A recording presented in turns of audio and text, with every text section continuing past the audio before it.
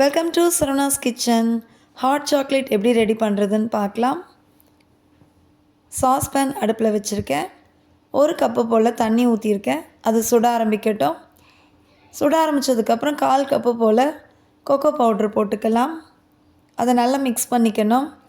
இது எல்லாமே லோ ஃப்ளேம்லேயே வச்சு பண்ணிக்கலாம். ஹை ஃப்ளேமில் வச்சா பொங்கி வெளியே வந்துடும்.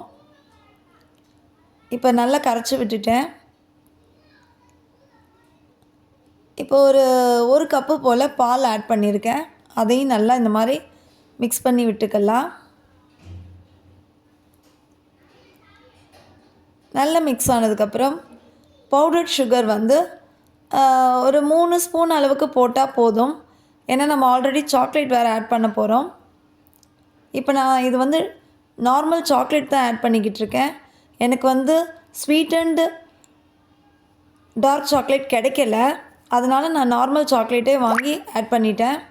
இப்போ நான் ஆட் பண்ண டெய்ரி மில்க் தான். அதையும் நல்லா கரைச்சி விட்டாச்சு. பாருங்கள், நம்மளோட சூப்பராக ஹாட் சாக்லேட் அட்டகாசமாக ரெடி ஆகிடுச்சு. தேங்க்ஸ் ஃபார் வாட்சிங்.